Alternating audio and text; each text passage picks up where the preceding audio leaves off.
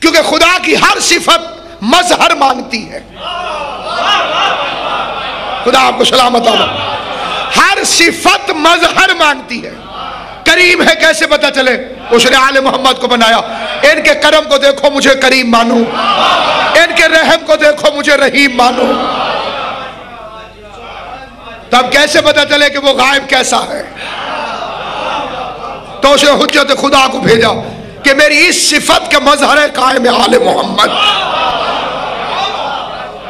جس کے آنے کا مقصد ہے تبلیغ ولایت علی ابن ابی طالب. اب جو بے وقوف سمجھتے ہیں کہ مولا علی سے بھی امام زمانہ کی شان بڑی ہے، ان جاہلوں سے پوچھو کہ مبلغ بڑا ہوتا ہے یا جس کی تبلیغ کرنے آئے وہ بڑا ہوتا ہے؟ امام زمانہ جیسے علی کی ولایت کو نافذ کرنے کے لیے آئیں گے تو وہ خدمت گزار بن کر آئیں گے. باقی عقیدت اور محبت ہے تو صادق آل محمد سے کسی نے کہا مولا حل انت القائم، کیا آپ قائم ہیں؟ تو امام علیہ السلام احترام میں اٹھ کے کھڑے ہو گئے. فرمایا اگر اسے پالوں تو ساری زندگی اس کی خدمت کروں. توجہ ہے یا نہیں؟ یہ بہار الانوار کے اندر اور الغیبت کتاب کے اندر معصوم کا فرمان ہے کہ اگر میں پالوں فی حیاتی تو ساری زندگی میں اپنی اس کی خدمت میں گزاروں. یہ بالکل ویسے ہے جیسے حسن حسین کو رسول کہہ دیتے ہیں میرے ماں باپ تم پر قربان ہو جائیں. جیسے خود مولا علی نے کہا قائم آل محمد کے لیے میرے ماں باپ تو اس پر قربان ہو جائیں. گویا میں دیکھ رہا ہوں کہ میرا قائم اپنے لشکر کے ساتھ جنگ کر رہا. اسی لیے واجب ہے ایک دعا، اللہم عجل لولیک الفرج. نماز قبول نہیں ہوگی اگر اس کے بعد امام زمان کے ظہور کی دعا نہیں مانگی جائے گی. یہ حقوق امام میں اجماع کے ساتھ ہے. ایک چیز ہوتی ہے یہ میرا عقیدہ اور اس سے کوئی متفق نہ ہو، اسے بیان کرنا بڑا خطرناک ہوتا ہے، بہت خطرناک ہے. تو ایسی بات کو ممبر سے بیان نہیں کرنا چاہیے.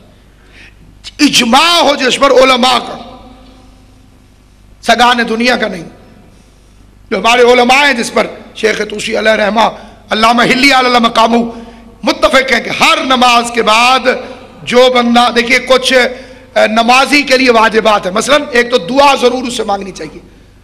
دعا مانگے بغیر چلا جائے تو خدا کہتا ہے کہ مجھے تیری عبادت کی ضرورت نہیں، میں نے تو دینے کا ایک بہانہ بنایا تھا تاکہ تو کسی بہانے سے میری بارگاہ میں آئے اور مجھ سے کوئی سوال کرے. اس لیے دو دعائیں تو اس نے نماز کے اندر واجب کر دی. وہ دو دعائیں نہ مانگو تو نماز قبول نہیں ہوتی.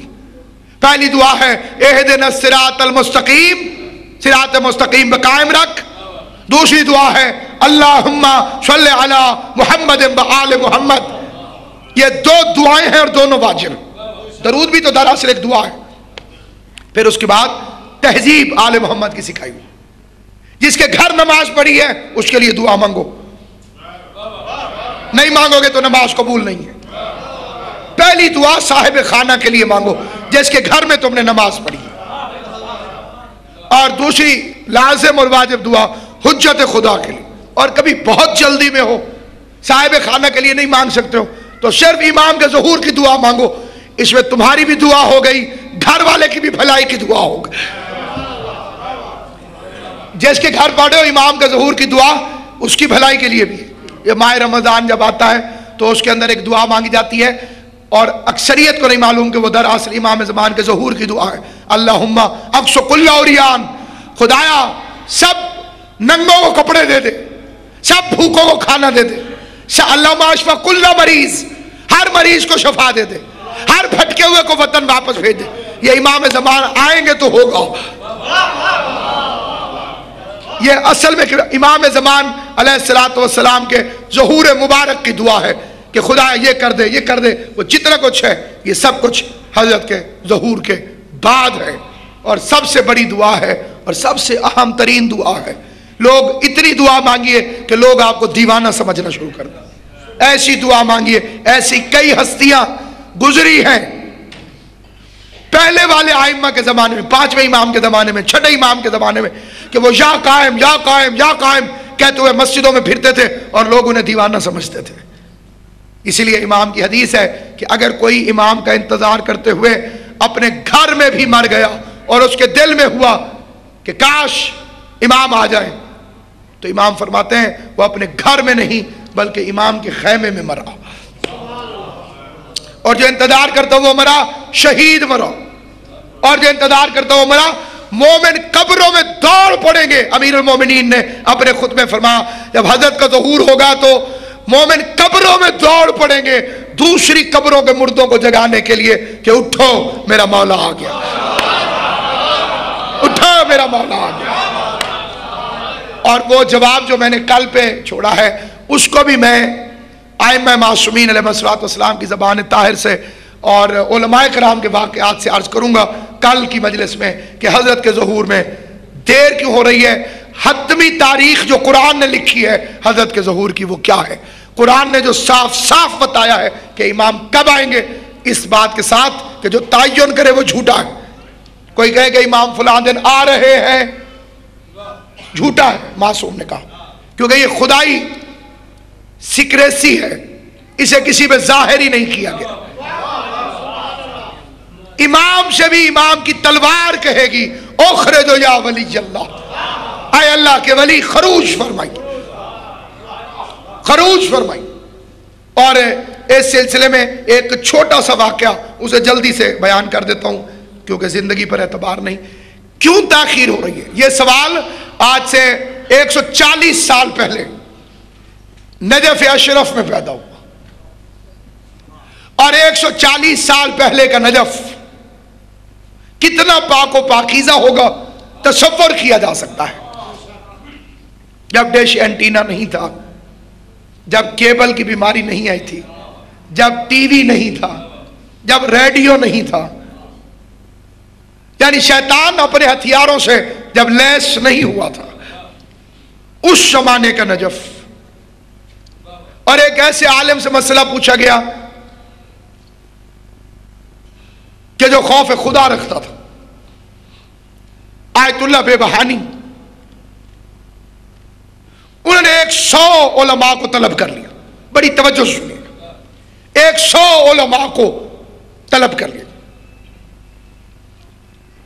کہا کہ کوئی بندہ منتخب کیجئے جو حضرت سے ملاقات کرے۔ امام علیہ السلام سے تشرف کے، ملاقات کے 1000 سے زیادہ طریقے علماء نے لکھے ہیں، مشکل بھی آسان بھی۔ باقی ملاقات ہوتی ہے اپنے ظرف کے مطابق، کسی کو خواب میں جھلک دکھا دیتے ہیں، کسی سے بات کر لیتے ہیں، کسی کو سوتے میں اٹھا کے بٹھا دیتے ہیں، کیونکہ حکم ہے وربتو، اور رابطہ کرو امام سے۔ ایک عالم دین سے ایک شخص نے آگے کہا تھا کہ میں نے بڑی کوشش کی ہے، بڑی ٹرائیاں ماری ہیں، مجھے زیارت نہیں ہو رہی، یہ بھی کر لیا، وہ بھی کر لیا، یہ بھی کر لیا، وہ بھی نہیں ہو رہی۔ تو انہوں نے بٹھا لیا اپنے پاس، شاگردوں سے کہا اسے پانی نہیں پینے دینا۔ جوان بیٹھ گیا، 10 گھنٹے گزرے، 12 گھنٹے، پانی بند، آخر اسے نیند آ گئی، پیاس سے پھر بڑبڑا کے اٹھا تو انہوں نے پوچھا عالم دین نے خواب میں کیا دیکھا؟ کہا پانی پی رہا تھا۔ آپ دیکھیے ہر عمر کے خواب مختلف ہوتے ہیں، اڑ جانے والا خواب بچپن میں ہی کیوں نظر آتا ہے؟ جن، پریاں، جنات، کوئی میرے پیچھے آ رہا تھا، میں اڑ گیا اوپر۔ کیوں ایسا کیوں ہوتا ہے؟ اس لیے کہ آپ کے ذہن اور تصورات میں یہی چیزیں ہوتی ہیں، اڑنا، ٹیلی ویژن دیکھنا، کارٹون دیکھنا، تو جو وہاں ہو رہا ہوتا ہے وہ ذہن کے اندر نقش ہو رہا ہوتا ہے۔ کئی دفعہ میں نے، آپ نے بھی یہ خواب دیکھا ہوگا، پانی پی رہا ہو، یہ 11 مہینے خواب نہیں آتا، یہ روزوں میں ہی آتا ہے۔ غلطی سے پانی پی لیا تو جائے نہیں، آپ تو 15-20 گھنٹے بٹھانے کے بعد عالم دین نے اس کے سونے سے اٹھنے کے بعد پوچھا کیا دیکھا؟ کہا پانی۔ کہا کیونکہ تمہیں پانی سے سچی محبت ہو گئی تھی، اس لیے وہ تجھے خواب میں نظر آ رہا تھا۔ امام سے پانی جتنی محبت کر لے، سوئے گا تو امام نظر آئیں گے، اٹھے گا تو امام نظر آئیں گے۔ ایک صلوات پڑھ لیجئے محمد و آل محمد صلی اللہ علیہ محمد بار دیگر بآواز بلند صلوات پڑھ لیں محمد و آل انشاءاللہ کل ٹھیک 8:30 بجے میں آپ کی خدمت میں ممبر پر حاضر ہو جاؤں گا. آج تھوڑی سی تاخیر ہو گئی، اس کی معذرت چاہتا ہوں اور یہ بات مکمل کرتا ہوں بڑی جلدی. 100 آدمیوں کا اجتماع بلا لیا گیا کہ امام کے آنے میں تاخیر کیوں ہو رہی. بالکل وہی سوال جو نوجوان نے ابھی کیا، ان سے سوال کیا گیا. ان 100 آدمیوں نے آپس میں سے متقی چنا. آج کل تو چننا بہت مشکل ہے. 100 آدمیوں میں سے 99 کسی پر متفق نہیں ہوتے. ہر کوئی کہتا ہے میں. 99 آدمی ایک آدمی کے تقوی پر متفق ہو گئے. 99 آدمی.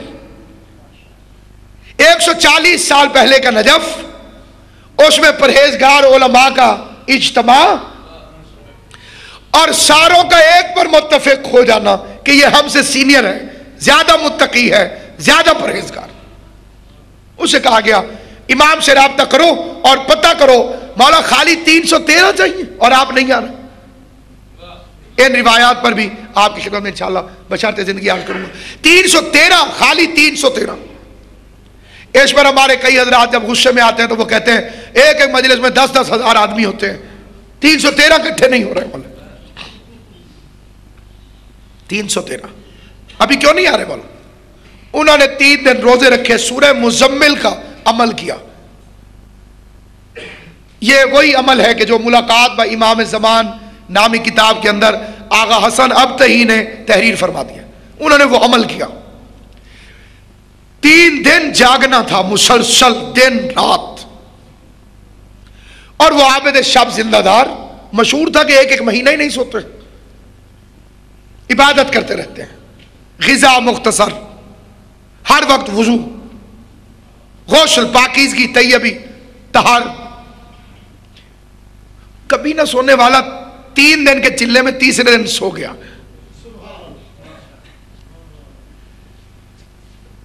اور جو نگاہ رکھے ہوئے تھے انہیں غصہ چڑھ گیا. اسے کیوں منتخب کیا تھا؟ اس نے تو کام خراب کر دیا. آج ہی مولا کے آنے کی توقع تھی، آج ہی سو گیا. اٹھا وہ تو اسے سب نے پکڑ لیا. اس نے کہا کہ میں جواب لے کر آیا ہوں، میں سویا نہیں تھا، سلایا گیا تھا. جواب دینے کے لیے انہوں نے مجھے سلا دیا تھا. اس واقعے پر پوری توجہ کیجئے گا. اس سوال کا جواب بہت سارے دلوں میں اٹھتا ہے اور شافی جواب ہوگا انشاءاللہ، مطمئن کر دینے والا جواب. کیا جواب لائے ہو؟ کہا میں سویا تو دیکھا کہ ایک بہت بڑے شہر کے دروازے پر میں کھڑا تھا. پاؤں پھوٹی، دروازہ کھلا. کیا دیکھتا ہوں کہ ایک لشکر ہے جو میرے استقبال کے لیے پھول پتیاں تو لیے ہی کھڑا ہے، تاج بھی اٹھائے ہوئے. میں نے پوچھا آپ کون؟ کہا بادشاہ سلامت سلام. دل میں خیال آیا جب انہیں پتہ چلے گا کہ میں بادشاہ نہیں ہوں بڑا برا حشر کریں گے میرے ساتھ، تو انہیں ابھی بتاؤ. اس نے کہا کہ بھائی میں تمہارا بادشاہ نہیں ہوں، میں تو ایک عالم دین ہوں، سفر کر رہا تھا اس شہر میں آ گیا. انہوں نے کہا نہیں تم نے ہماری پوری بات نہیں سنی. کل رات ہمارے بادشاہ کا انتقال ہوا. ہم نے پوچھا آپ کے بعد کون ہوگا؟ اس نے کہا شہر میں جو سب سے پہلے داخل ہو اسے بادشاہ بنا دے. کئی بندے پریشان ہو گئے مولوی بادشاہ بن گیا تو کیا ہو گیا؟ تو چاہیے نہیں. سر پہ تاج، سواری کا بادشاہ سلامت آرام فرمائیں گے کہ پہلے نکاح ہو جائے. انہوں نے کہا کیسا نکاح؟ انہوں نے کہا بادشاہ نے یہ بھی کہا تھا حکومت دینے کے بعد میری بیٹی کی شادی اسی سے کر دینا. انہوں نے کہا جی پہلے شریعت کا کام ہو جائے بعد میں دوسرے کام ہوتے رہیں گے. تشریف لے گئے، نکاح ہوا. سارا دن مبارک بادیوں میں گزر گیا. جواب آ رہا ہے. میں نے ایک بڑے طویل واقعے کو نہایت مختصر کیا. مخدوم صاحب وہ کہتے بالآخر رات کو میں اپنے حجلہ عروسی میں داخل ہو گیا. دلہن پر نگاہ پڑی، خدا نے کیسی تصویر بنائی تھی. پھر آگے کا پیراگراف دلہن کی تعریف میں وہ بھی چھوڑ دیا. فرماتے ہیں کہ ابھی میں سحری میں بیٹھا تھا کہ دروازے میں دستک ہوئی. کون گستاخ ہے؟ دوسری مرتبہ ہوئی تو میں غصے میں چلا گیا. دروازہ کھولا تو کوئی گھوڑے پر نقاب پوش، تیرے امام کا کاشد ہوں. مولا فرما رہے تم ساری زندگی دعائیں کرتے رہے، فلاں مقام پہ پہنچو تاکہ میں ظہور کروں. کہتا ہے ننھا سا دل ٹوٹ کے رہ گیا، اور خالی دل میں خیال آیا، انکار نہیں کیا تھا، ابھی خیال آیا کہ مولا کو ابھی آنا تھا. کہاں آنکھ کھل گئی. اب سوچئے ایسے 313 چاہیے،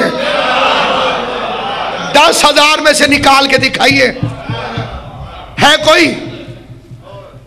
وہ 313 ہوں گے کہ ملائکہ جن کی خدمت کریں گے اور وہ اپنی جانوں کو بیچ چکے ہوں گے. 72 کی خواہش تھی کہ ہم 313 کے ساتھ ہوتے، اور جائے گا اتنی بلندی پر ہیں یہ 313. ان کے لیے نہ مال کو چھوگا، نہ جان کو چھوگی، نہ اولاد کو چھوگا. الوقف لا یملک، یہ اپنے آپ کو اپنی ملکیت نہیں سمجھتے ہوں گے بلکہ اپنے امام کی ملکیت سمجھتے ہیں. امام آئیں گے، 27 سال تقریباً روایات کے فکرے ہیں، جنگ ہوتی رہے گی. آتے ہی یکدم حکومت قائم نہیں ہوگی. مختلف شہروں کے حالات لکھے گئے ہیں، ائمہ معصومین سے روایات کی گئی ہیں. بالآخر تخت لگ جائے گا اور تاج پہن کے تخت پر تشریف فرما ہوں گے. کوئی بی بی آئے گی جس کی حالت دیکھ کر امام زمان تاج پھینک دے.